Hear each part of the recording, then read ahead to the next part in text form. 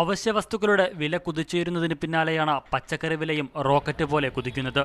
റംസാൻ മാസം കൂടി ആരംഭിക്കാനിരിക്കെ പച്ചക്കറി വിപണിയിലും വിലക്കയറ്റം രൂക്ഷമായത് സാധാരണക്കാർക്ക് കനത്ത തിരിച്ചടിയായിരിക്കുകയാണ്. പൊതുവേ കൂടുതൽ സാധാരണ 150 രൂപയ്ക്ക് വാങ്ങുന്ന വിലക്കറി ഇപ്പോൾ 350 രൂപ കൊടുത്താണ് വാങ്ങിയത്. സാധാരണക്കാർക്ക് തീർച്ചയായിട്ടും ബുദ്ധിമുട്ടാണ്. മൊത്ത വിപണിയിൽ പയറിന് വില 80 രൂപ, തൊണ്ടൻ മുളകിന് 120 രൂപ, ബീൻസ്, ഇഞ്ചി എന്നിവയ്ക്ക് 80 രൂപ, മുളകിനും വെണ്ടയ്ക്കും 30 രൂപ, സവാള 28, കറിവേപ്പില 30, പാവയ്ക്ക് 50, ക്യാരറ്റ് 40 എന്നിങ്ങനെയാണ് മൊത്ത വിപണിയിൽ പച്ചക്കറിയുടെ വില. ഇത് ചെറുകിട സ്ഥാപനങ്ങളിലേക്ക് എത്തുമ്പോൾ വില ഇരട്ടിയാകും. സാധാരണക്കാരന്റെ കുടുംബ ബജറ്റ് താളം തെറ്റുമെന്നുറപ്പ്. സവാളയും കിഴങ്ങെല്ലാം ഭയങ്കര വില. പൊതുവെ വില കൂടുതലാണ് പച്ചക്കറി. എല്ലാ സാധനങ്ങൾക്കും വില കൂടുതലാണ്. വില കുറവായിട്ട് നമുക്കൊന്നും വാങ്ങിക്കാൻ നിർത്തിയില്ല. ചരക്ക് കൊണ്ടുവരുന്ന വാഹനങ്ങളുടെ കൂലി വർദ്ധിച്ചതാണ് വില വർധനവിന് കാരണമെന്ന് കച്ചവടക്കാരും പറയുന്നു. വിപണി വില പിടിച്ചു നിർത്താനായി സർക്കാർ അടിയന്തരമായി ഇടപെടണമെന്ന ആവശ്യവും ശക്തമാണ്.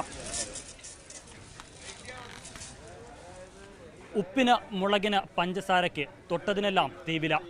കഞ്ഞികുടി മുട്ടിക്കുന്ന ഈ വിലക്കയറ്റം എവിടെ ചെന്ന് അവസാനിക്കുമെന്ന ആശങ്കയിലാണ് സാധാരണക്കാരൻ. ക്യാമറാമാൻ റോബിൻ ബിയാറിനൊപ്പം അൽ അമീൻ, മീഡിയ 1, തിരുവനന്തപുരം.